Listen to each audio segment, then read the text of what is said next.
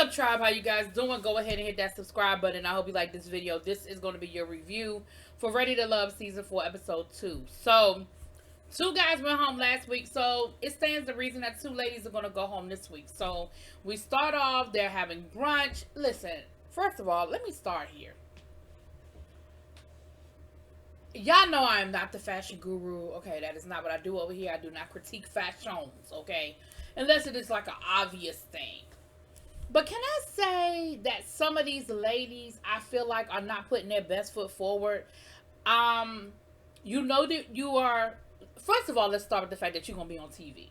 Like, you know you're going to be on TV. You are on a dating show on TV. And so it stands to reason that you would want to put your best foot forward at all times, especially in these early stages. I am not a big... See, I'm going to say this and I'm going to offend some people, but there are ponytails that are a part of you. That's a hairstyle. You put some work into it. There's a style there. And then there are ponytails because you just was throwing your hair back because you was running to the grocery store real quick. Y'all get what I'm saying? So there are ponytails that are like salon. Like I've worn ponytails that my hairdresser has actually done. You know what I mean? I ain't talking about that, y'all. I'm talking about the, let me just find this twist real quick, throw my hair back, you know, boom, and I just need to run down to the grocery store. And I feel like some of these ladies showed up like that. I feel like some of the outfits,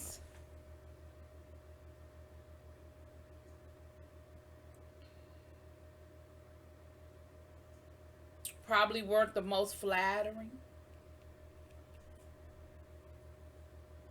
Just gonna call it how I see it. I'm just gonna call it how I see it. But anyway, so we're having brunch. Everybody is there. And nephew Tommy comes through and says, listen, I need to let you know this is how it's gonna be at the end of this brunch. Somebody going home. One of the ladies is going home immediately. And then I want you guys to go out on some dates, get to know each other, and then we're gonna come back and I'm gonna meet with the guys and we're gonna see who the second lady is gonna go home this week. And so you can tell by the editing, especially in these early phase, when the cameras have to capture 17 different people moving around, or 17, 18, whatever, however many people it is moving around, you can tell by editing who sort of is going, this episode is going to sort of focus on. So we have Troy. Troy is a hoe. I feel like Troy's only purpose for being on this show is to see how many people he can have sex with. Do I think Troy is looking for love? No.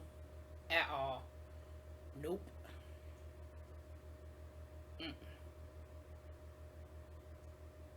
Nope. We have AJ. Listen.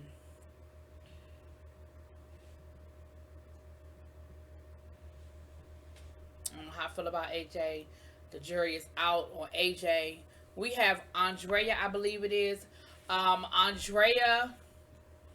We're going to talk a little bit more about her in a few minutes, but Andrea was the focus. Tessa, the comedian, she was the focus. And who else did the camera sort of pay a lot of attention to? Dietrich. We saw a lot of Dietrich this episode. And let me tell you something. I wasn't really paying a lot of attention to Dietrich, but I'm sort of keeping my eye on him right now. Now, we saw him have a conversation with, and Ida, child. Ida, Lord, Ida. And, you know, Dietrich said that he sort of was feeling her a little bit. And he said, you know, he had sort of friend-zoned her. But then he realized that a lot of her actions was actually just nerves. That she was coming off as homegirl because she was really nervous to sort of open up and put it out there. I don't know if that's it, Dietrich. I think that I can appreciate you trying, but I don't know if that's what it is, okay? We saw AJ try to talk to Andrea, and he said, you know, I thought maybe we didn't really vibe a lot because I didn't have an opportunity to really talk to her, but then I talked to her and I realized, nope, we talked. It just ain't nothing here.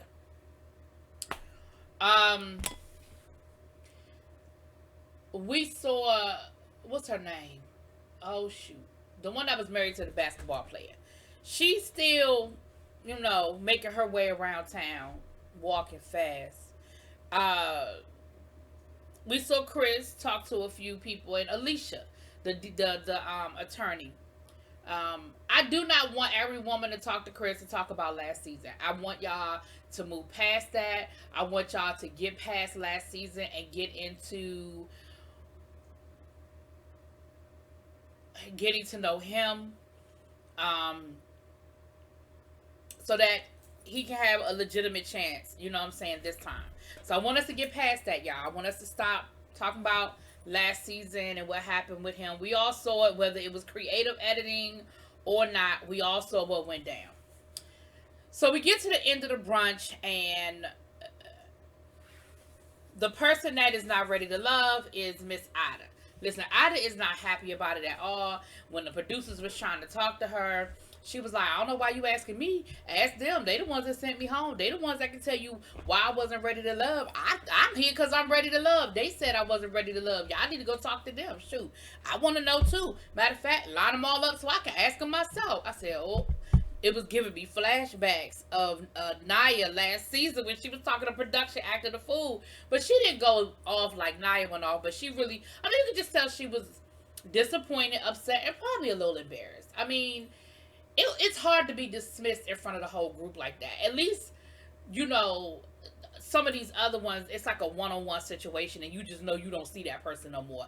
But it's kind of hard to be in a group full of people and be dismissed. So, that's what I think it was. Because I don't know. I probably would too. I ain't gonna lie. I'd probably be like, why you asking me? I told y'all I was ready to love. They said I wasn't ready to love. What you asking me for? That probably would be my attitude too. So AJ goes on a date with Andrea. Listen, Andrea know that she got a whole closet of some thigh-high boots, okay? She showed up with some thigh-high boots and these leather pants and this leopard top, honey. And now the date they went on was cute. They were making candles.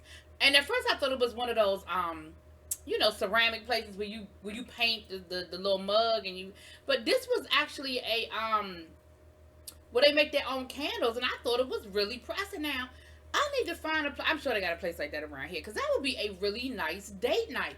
Much as I love candles, that'd be a really nice thing to do, to go to like a little candle maker. They had all the different scents that you could play around with, and you could create your own, you can put the scents, and then they bring the hot wax, and you mix it in, and you got yourself a candle. I think that is a cute idea, especially for a date. Anyway, so, they're having a good time, but everything goes back to sex. And AJ was like, listen, I like sex as much as the next person, and I'm all here for, the cute little banter. But at the end of the day, I'm really trying to get to know you. And sex sort of sidetracks and confuses things. And I really don't want to get caught up, especially going through this process. Like, what I felt like I heard him saying was, I don't want to screw up this opportunity. Like, sex is going to be there. Yes, sex is important. And thank you for letting me know that you're open to it. But I just don't feel like everything that we say has to be a sexual, statement. Everything doesn't have to go back to sex. I mean, it was, just little stuff. Like, even like when they were pouring the wax, and, I wonder how long it takes this to get hard. And, just little stuff like, it was just a lot. And he was kind of turned off by it. I think he still liked her, but he was sort of turned off by the whole thing, right? So then we had a group date where they went to make, I don't know, they were making some sort of signs or something, I don't know. But it was, I don't want to call it couples. I think it was like 3 of the ladies and 3 of the guys, right? Troy was there. Andrea was there.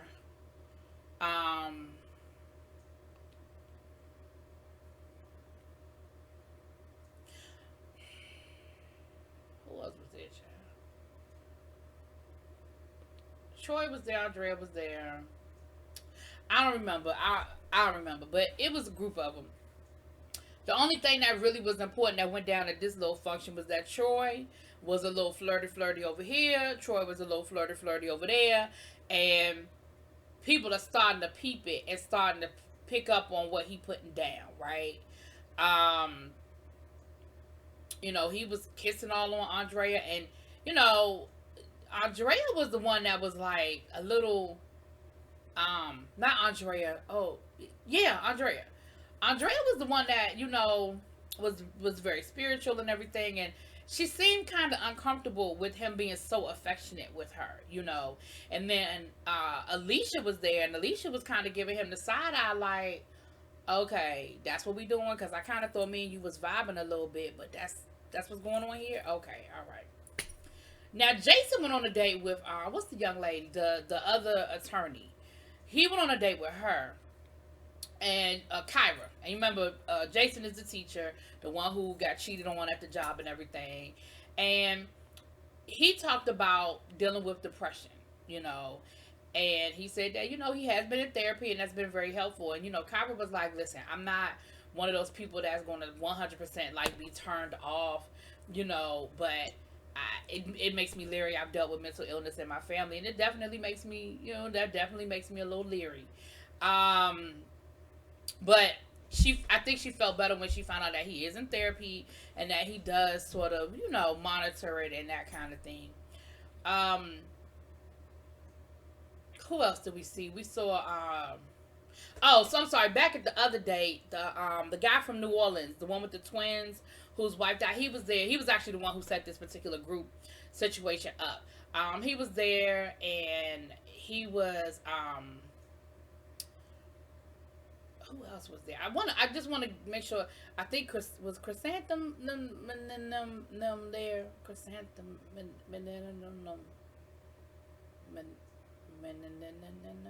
Listen, I don't know all these people yet. It's 18 of them, okay? But I'm still learning their names. But anyway, that was the group activity. Like I said, that was the main thing that went down. Shoot, child. Anyway. Then we had a cooking demo that Dietrich set up. Because, Dietrich is the chef. So, excuse me. Liz is the other one. Her and the guy from New Orleans, they seem to be vibing a little bit. Okay.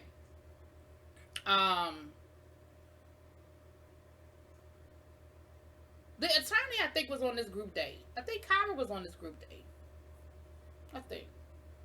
Anyway. So, the cooking demo, it was Dietrich, Chris,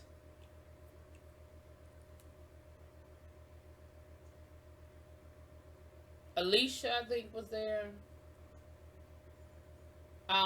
The one, the ex-wife of the basketball player, AJ was there. Who else was there? Tessa was there. And somebody else. And so they were doing like a cooking demo, and they were having a good time. They were having a really good time. Jason was there, I believe. But they were having a really good time, and they were sort of coupled off, but then, as the evening went on, they were mixing and mingling, and, they were, working the room or whatever. Now, Chris was trying to talk to the basketball player wife, right? The ex, and she sort of walked off like she was bored by his conversation. So he was like, oh, well, damn. Like, I thought, okay, I guess not. Now, what was interesting here was we saw that, once again, her name is not Alicia, and it's not Andrea. The one whose son plays basketball. Oh, shoot. Hold on. I don't know why I'm doing this, y'all. My notes are right here. I'm tripping. My notes are right in my face. Oh, gosh. Okay. Stacy is the basketball player's wife. Okay, see, Alexis. Okay, so Alexis is the one I've been talking about. The other attorney that was caught was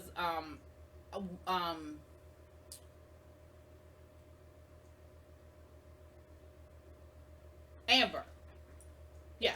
So Amber was the one that Troy, her and Troy was sort of vibing. All right, I'm getting it, y'all. I'm getting it. I literally put my notes in front of me so I can remember people's names. I'm tripping.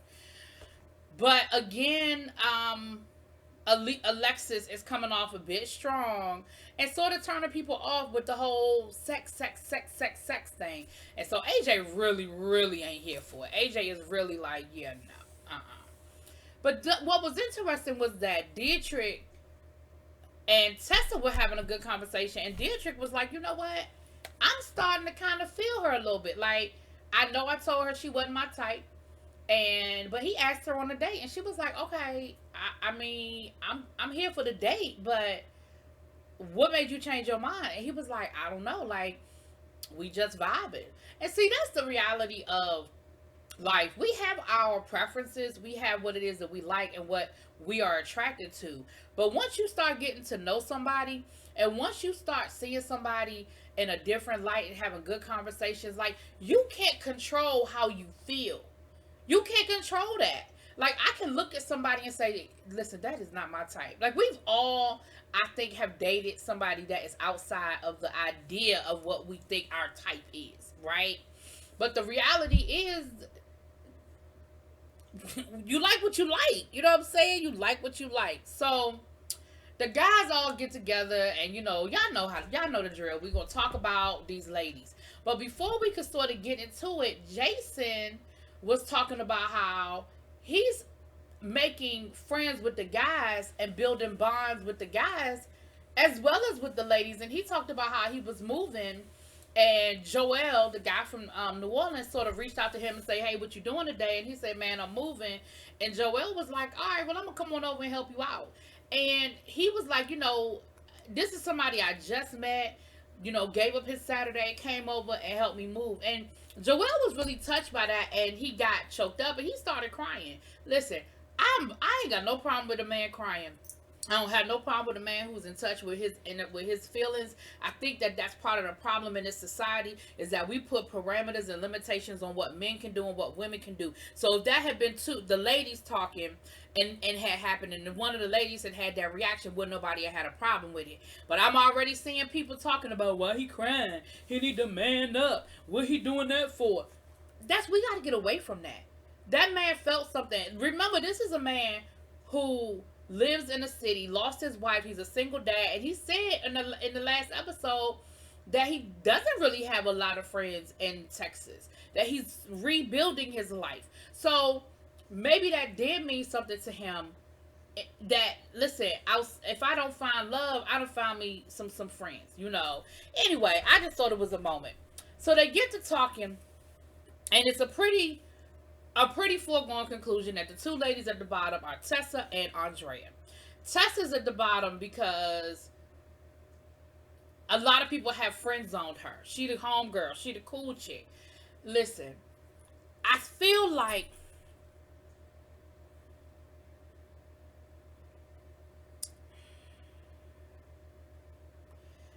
yeah. Anyway, yeah. So Dietrich was sort of fighting for her though, which is again interesting. Tommy even said, he said, "Wait a minute, what happened? Because you were the one that was telling me that no shot, no chance, no how, no way." And he was like, "Yeah, but I'm sort of seeing something, and I want to kind of get some time to explore it." Andrea, because a lot of people just feel like they just have not connected with her, right? They have not been able to connect with her. So Tommy said, "Okay, well, y'all know how we do this. Y'all need to take them out on a date. Be respectful, because the tables turn next week. We want to be respectful in what we say and how we say it, and treat everybody with dignity." And so Dietrich ended up taking Tessa, and I felt bad. I said, now I know they didn't send him to tell this woman the bad news after he done totally flipped, and she's kind of looking at him like, well, maybe we could do something here. And then they had, who took Andrea? Was it Ron? Anyway, either way, Tessa is the one that's staying, and Andrea is the one that's going. So Andrea ain't ready to love, honey. And she said that maybe she could put herself out there. Listen, what I'm sick of hearing is when these people get eliminated, the first thing out their mouth is, well, maybe I could just put myself out there more. Well, what do you think you're doing? Like, you are literally somebody. My girl, Lil Baby, said this last week when we did our live conversation. You are literally on a speed dating. You are like, this is speed dating. You have 5 minutes to make an impression. You are in a room with 19 other people. You are directly competing with 9 other people. You better get in and get in quick. Like, I don't care. You gotta make an impression, however, whatever, whoever. And I mean, that's the one thing I will say about what's her name, Alexis. I mean, it may not work out for her in the long run, but it's keeping her around because people are like, well, she's sort of coming on a little strong, but we remember her. I don't know. Anyway, that's it. That's all. I didn't mean to talk this long, but y'all let me know what y'all think. Drop it in the comments. Peace.